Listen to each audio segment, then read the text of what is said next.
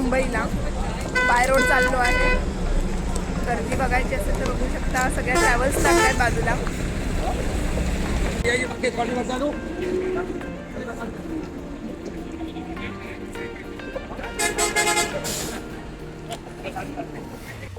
आत्ताच आम्ही आलो आहे गावावरून. सकाळचे 6 वाजले आणि आता आलोय. बाल्कनी बघा आमची किती पूर्ण हाल झाली आहे. त्या बाल्कनीमध्ये झाडं पण पूर्ण सुकली आहेत. आणि आणलं आहे गावावरून काय काय नारळ बिरळ सगळं घेऊन आलं. नारळ आहे, करवंद आणले, हा फणस आहे, छोटासा फणस आणला आहे.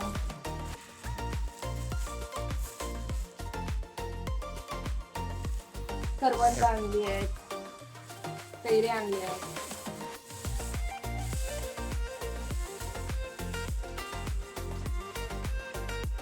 कैऱ्या आणल्या, लिंबू आहे, काजूवर आणले आणि आणलेत करवंद. आपण करवंदाचं काहीतरी बनवूया, तेव्हा तुम्हाला नक्की दाखवेन कुठली तरी रेसिपी. सगळं सामान आणलंय मी. करवंद, आंबे, नारळ, फणस, अळूवडीची पानं आणि आणलेत मच्छरसाठी मी एक बनवलं होतं, तुम्हाला व्हिडिओमध्ये येईलच. शेणी आणलेत, शेणी. गावावरून आलो या कुठेही गेलो तरी आपल्या घरात पसारा हा खूप होतो. तर आणलेल्या वस्तू ह्या एकत्र ठेवता आपल्याला खूप वेळ निघून जातो. तर बाल्कनी भरपूर खराब झाली होती आणि म्हणून मग बाल्कनीमध्ये पहिलं गेले. झाडं कापायची होती, ती कापून घेतली आणि थोड्याशा वेली झाल्या होत्या, त्या पण कापून घेतल्या आणि बाटलीमध्ये लटकवायच्या होत्या त्यांना. म्हणून मग त्यांना पहिलं कापून बाटलीमध्ये लटकवून घेतलं आणि बाकीची सगळी कामं आटपून घेतली.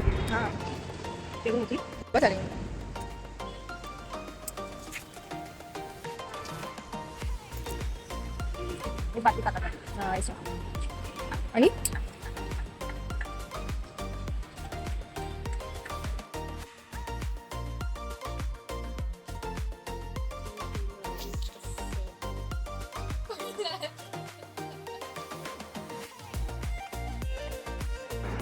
वेली जर तुम्हाला बाटलीमध्ये लटकवायच्या असतील ना तर धागा घ्यायचा आणि हे बघा, धाग्याला काहीच नाही करायचं, फक्त 2 ठिकाणी मध्ये फोल्ड करायचं आणि त्याच्यातून डबल करून त्याला आतमध्ये धागा घालायचा आहे आणि नंतर बाटलीमध्ये अडकवायचे आहेत. एकदम सोपी पद्धत आहे आणि छानशा अशा मी वेली लावून घेतल्या आहेत.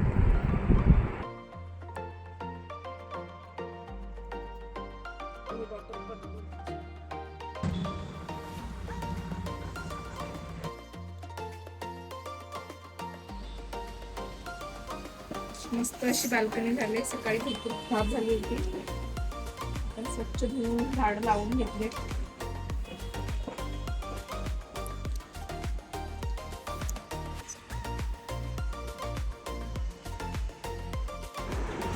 Good morning. तर दुसऱ्या दिवसाची सकाळ झाली आहे आणि मसाले म्हणजे मला करायचा होता आपला जे ब्लॅकवाला मसाला असतो, जो काळा मसाला बोलतो आपण, तो करायचा होता.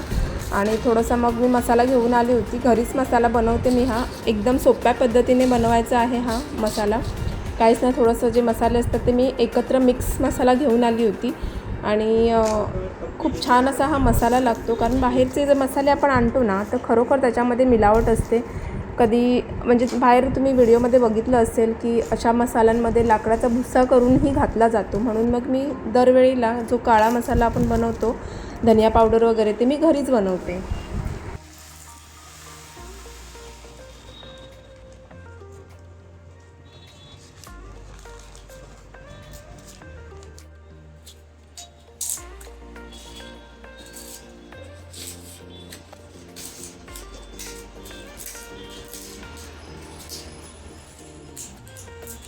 तर इकडे टी व्ही लावले. टी व्ही बघता बघता, थोडासा पिक्चर बघता बघता कोथिंबीर वगैरे साफ करायची होती, ती साफ करून घेतली. कारण काहीतरी काम हातामध्ये पाहिजेच असतं ना आपल्याला. तर हे काम मी घेतलं आणि हा मसाला आहे माझा.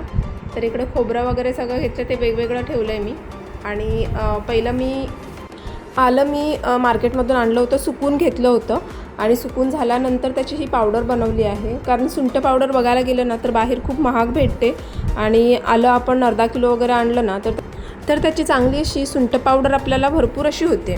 तर हा मसाला आहे, मसाला मी भाजून घेते आहे आणि हा बाकीचा मिक्स मसाला आहे तो एकत्र भाजला आहे आणि बाकीचं जे खोबरं वगैरे आहे ते वेगवेगळं भाजून घ्यायचं. मग मसाला थोडा कसा करपत नाही आणि आपल्याला कळत नाही की कोणता मसाला लवकर करपतो असं. तर बाकीचा मसाला मी नंतर भाजून घेतला. मसाले भाजताना आहे ना सगळे वेगवेगळे मसाले भाजायचे असतात, कारण तेजपत्ता वगैरे असतो तो लवकर भाजला जातो. त्याच्यामुळे तेजपत्ता वगैरे सगळं आहे तुम्ही बारीक करून वेगळा भाजून घेते आणि धणे वगैरे वेगळे भाजते आणि बाकीचा जो मसाला असेल तो मिक्स करून भाजून घेते.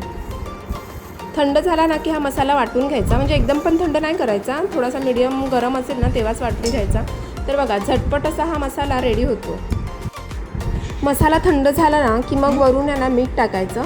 मीठ टाकल्याने काय होतं, आपला मसाला थोडा आपल्याला जास्त दिवस पण टिकवायचा असेल ना तर टिकून राहतो. पण थंड झाल्यानंतर मीठ टाकायचं. तर हा ढवळून वगैरे मी मस्त पॅकबंद डब्यामध्ये या भरणीमध्ये तुम्ही भरून ठेवू शकता. आणि ही आहे माझी सुंठ पावडर. तर सुंठ पावडर पण भरपूर मिळाली आहे मला. तर मी पाव किलो अर्धा किलो माहिती नाही 50 रुपयाचं मी आणलं होतं आणि त्याच्यामध्ये खूप सारी मला आल्याची पावडर मिळाली. आणि इकडे वेली अजून मी आणल्या होत्या आणि त्या परत लावल्या आहेत दुसरीकडे. तर सगळीकडे वेली झाल्या आहेत. तर चला हा व्हिडिओ आपण इथे संपूया. भेटूया लवकरच नवीन एका व्हिडिओमध्ये. आतासाठी बाय बाय.